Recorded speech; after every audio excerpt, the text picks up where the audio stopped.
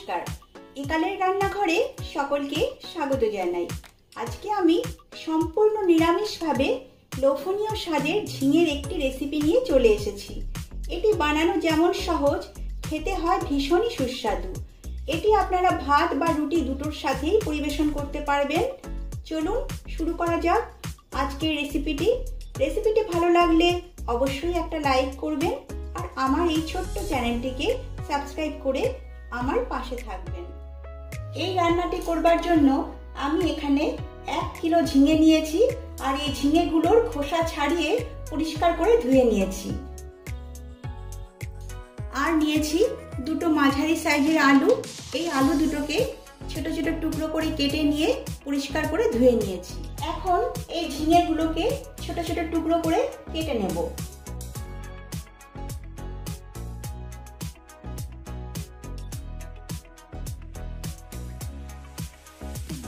দেখুন, সবগুলো ঝিঙে আমি এরকম ছোট ছোট টুকরো করে কেটে নিয়েছি। এবারে মশলার একটা পেস্ট বানিয়ে নেব। তার জন্য একটা মিক্সিং জার নিয়ে নিয়েছি। এবারে এতে নিয়ে নিচ্ছি 4 টেবিল চামচ পোস্ত,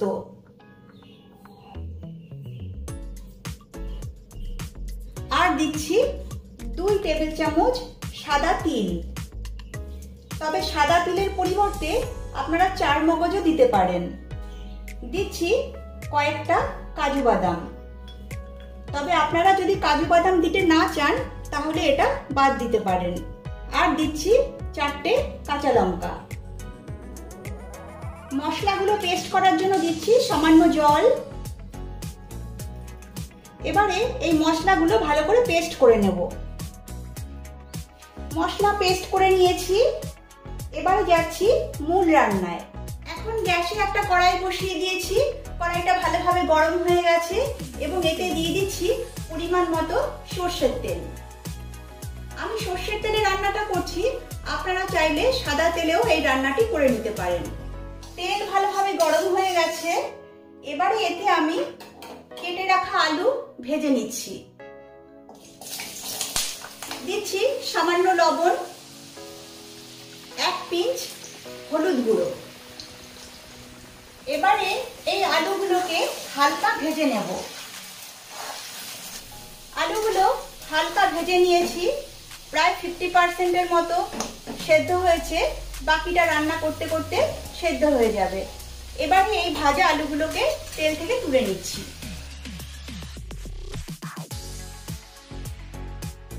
এবারে ওই তেলেই ফোড়ন দিচ্ছি 1/4 চামচ কালো জিরে আর একটা শুকনো লঙ্কা।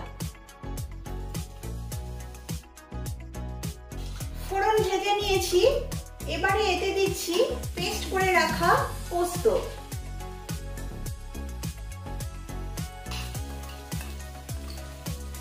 আর দিচ্ছি মিক্সির পাত্রটা ধোয়া একটু জল।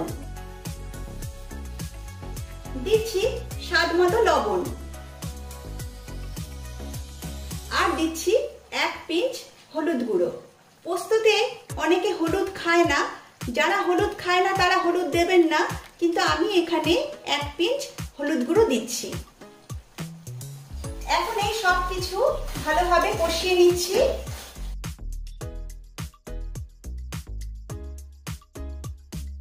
বেশ কিছুক্ষণ পোস্ত কষিয়ে নিয়েছি। এবারে এতে দিয়ে দিচ্ছি কেটে রাখা ঝিঙে। সমস্ত মশলার সঙ্গে ঝিঙে ভালোভাবে মিশিয়ে নিচ্ছি। এবারে গ্যাসের ফ্লেম মিডিয়াম টু হাই করে 3-4 মিনিটের জন্য আমি এটাকে ঢাকা দিয়ে রান্না করে নেব। ঢাকা দেওয়ার ফলে ঝিঙে থেকে তাড়াতাড়ি জল বেরিয়ে আসবে। 4 মিনিট হয়ে গেছে, ঢাকনাটা তুলে নিচ্ছি। দেখুন বন্ধুরা, ঢাকা দেওয়ার ফলে ঝিঙে থেকে অনেকটাই জল বেরিয়েছে। এবারে এতে দিয়ে দিচ্ছি ভেজে রাখা আলু।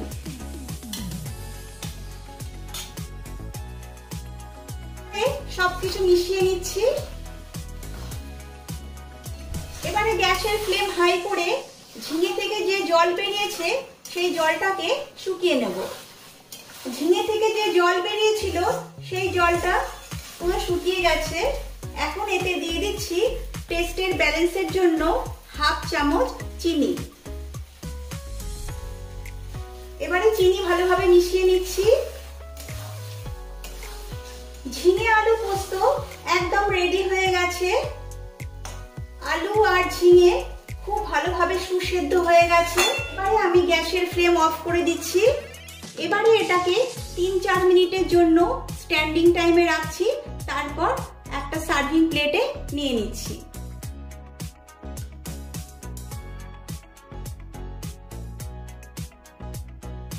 তৈরি হয়ে গেল অপূর্ব স্বাদের ঝিঙে আলু পোস্ত। আশা করি রেসিপিটি আপনাদের ভালো লেগেছে। তাহলে প্লিজ ভিডিওটাতে একটা লাইক করবেন আর চ্যানেলটাকে সাবস্ক্রাইব করবার অনুরোধ রইল। সকলে সুস্থ থাকবেন, ভালো থাকবেন। নমস্কার।